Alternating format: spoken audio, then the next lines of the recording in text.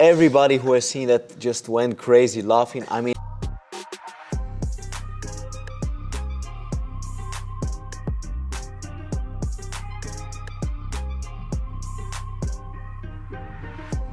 Golden Conversations, welcome back to the channel. Today I'm speaking with Orlando Prins, who put on a phenomenal performance last week on Saturday against Antonio Sheldon. First of all, Orlando, congratulations on the win. And it's been a couple of days since you fought. I wanted to immediately start with your walkout because, I mean, the way you walked to that cage, full of energy, enthusiasm, confidence, having in mind that you had lost twice. I don't agree with those losses, by the way, but you lost twice, and then you walked towards that cage full of confidence, enthusiasm, energy. Where did that self-belief come from? You know, like, it's like you said, you know, I didn't feel like I lost those fights. So I still had the same energy. I still knew that the work that I did, it's gonna pay off. And this time I did more work than ever. I went to a training camp. I invested a lot more time. I got a nutritionist. I got like a strength and conditioning coach. So I was way more prepared than the last two times. And I knew this was going to be a great opponent, a great atmosphere in the crowd. And I just feed off that energy, you know.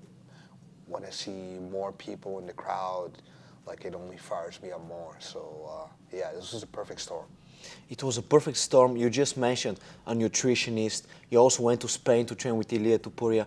You made a lot of changes. But mentally, what changes did you make mentally in your mental preparation for this fight? Well, it was kind of a do-or-die situation for me. So the thing was, like, I felt like I had nothing left to lose. You know, I already lost twice, you know, on my record. I didn't feel like I lost, but I lost twice on my record. So I felt like, okay, if I lose another time, it wouldn't even matter anymore. So it was just do or die time for me. And I wanted to just put on a great performance, not hold anything back. And I think, yeah, I think I could have done a little bit more, but yeah, I was satisfied, yeah. Of course, and I mean, tell me about that dance because everybody who has seen that just went crazy laughing. I mean, it's got more than 110,000 views on Instagram, that reel. Like, you are fighting, you're in a fight. He's trying to take you down. He tried multiple times with zero success. And all of a sudden you start dancing over there. Yeah. Like, how do you come up with a dance? Why? How?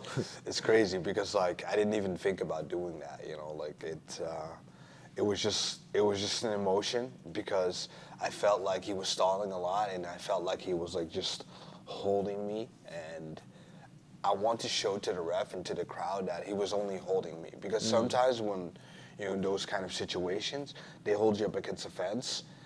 The people think like you're stuck. You're like the person's trying to take you down, but he was just trying to hold on to the position, and I was trying to expose that to the crowd. So I did a little dance, and yeah, they loved it. It was a legendary dance. Honestly, I believe this will be in the future. We will see that dance very, very often. But I was curious to know. We all know you're a black belt in jiu-jitsu, but you refused to grapple or to wrestle. You just wanted to knock him out. Yeah. Why did you make that switch of approach? So first of all, I saw already like a lot of holes in his game and stand-up.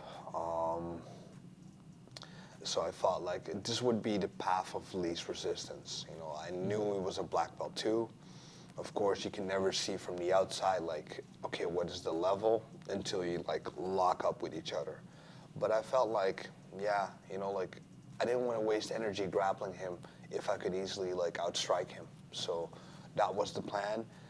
The plan was to get like a really good statement, like cut him up, outstrike him, and really show to the judges that I'm here to do damage. You know, like the last time I had a lot of control time, but no damage on the grappling, and I lost that fight as a consequence of that.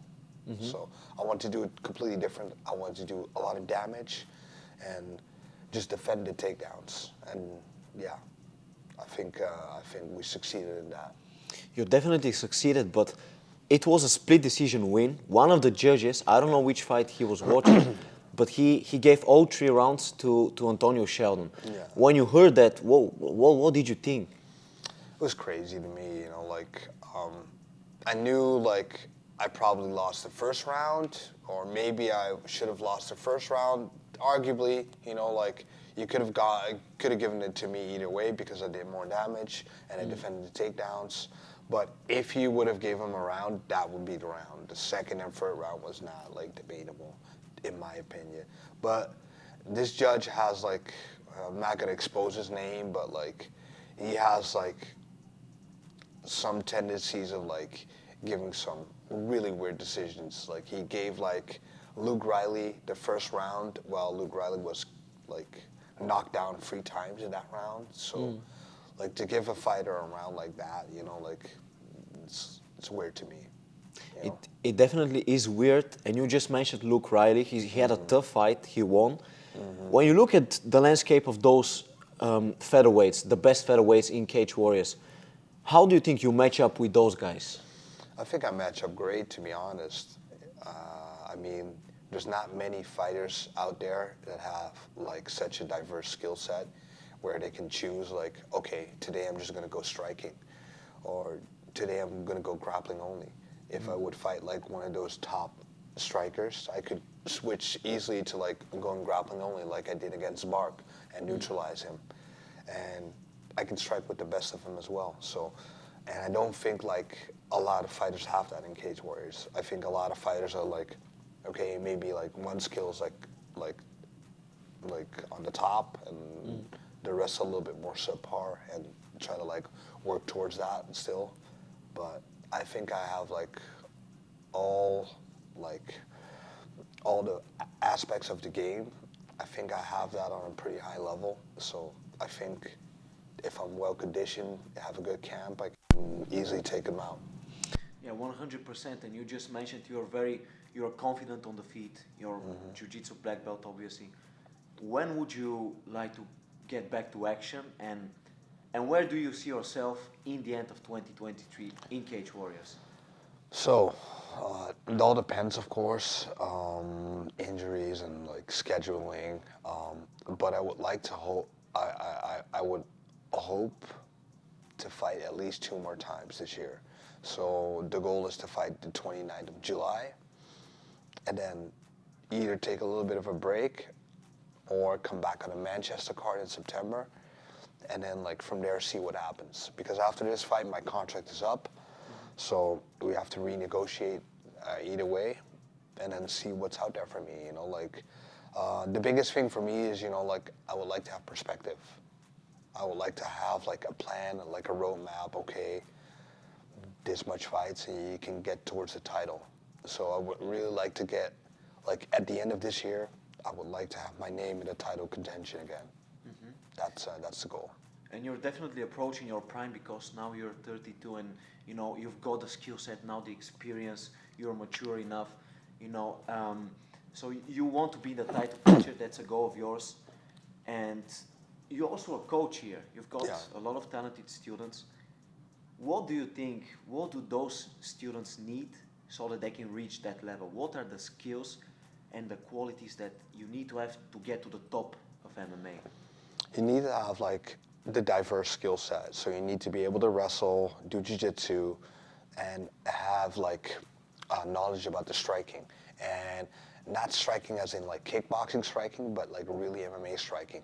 Learning the distance, learning, like, how to implement your strikes into takedowns, learning how to, like, get up on your feet. So a lot of teams right now, they're training, like, all of the aspects by themselves. Like, they train jiu-jitsu just as jiu-jitsu, you know, like, just as you would go in a jiu-jitsu match. Like, the person is on top, and you're just playing bottom, and that's like a gentleman's agreement. Like, you're not gonna stand up. But in MMA, you have punches, and you have, like, it's way more dynamic. So you need to get up, because you're not being rewarded for staying on the floor. And with kickboxing, you have the same things, you know, like, you have people, like, standing in the close guard and just waiting for the other person to stop with the combination, and they just take over the combination until one gets tired, and then, like, that one's gonna take over the fight. But in MMA, you don't have that. You know, like it's way more diverse. You know, you can't stand in close guard. You can't stay on your guard. So you need to learn how to adapt all of those aspects into a complete MMA game. And I think we're doing a great job over here, and I think we're showing that in the results as well. We have a lot of guys like coming up through the ranks, and the future's bright for us. It definitely is bright, and as you mentioned, you have a different approach. You don't just train separately kickboxing and jiu-jitsu. You're mixing it all up because this is MMA, mixed martial arts.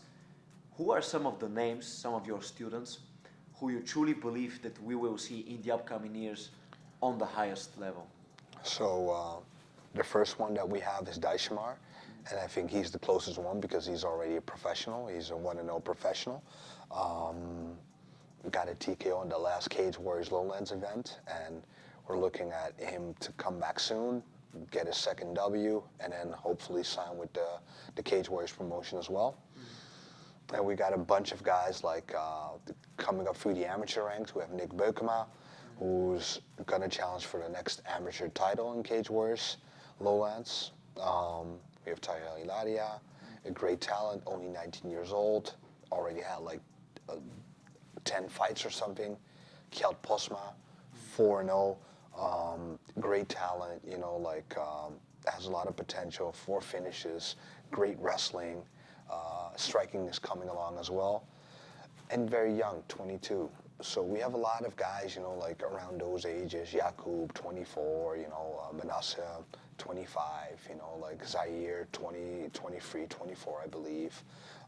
We just got a new guy, Ali, 17, and he already has some amateur experience as well. So there's a lot of guys like that's coming up, you know, like, and yeah, we have a really good group between between bantamweight and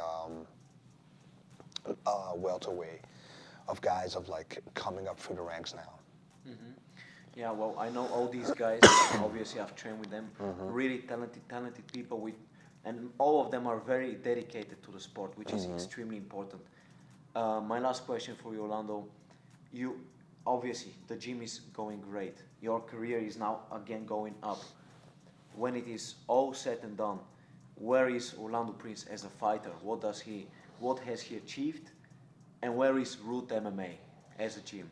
Well, it's always hard to say, you know, because like when I started, like I envisioned myself being in the UFC, you know. Now I'm getting older and like the UFC is getting a little bit further away. I'm just trying to make the most out of my life, you know, like make the most out of my career and really leave no doubt that I was the best fighter, like, and the first fighter to cross these bridges in this city, you know.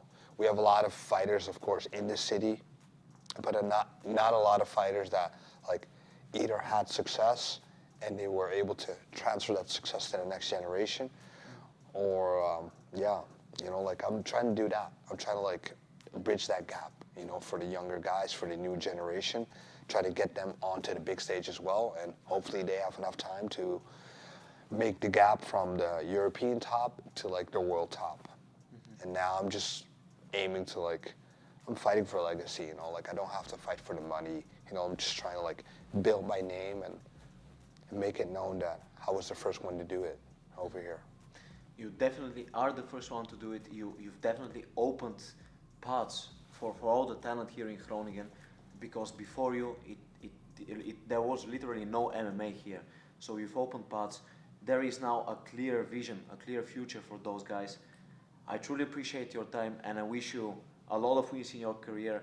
And I hope that 2 years from now, 3 years from now, you've got at least 5 top fighters on the highest level. Thank you, my friend. Thank you, coach.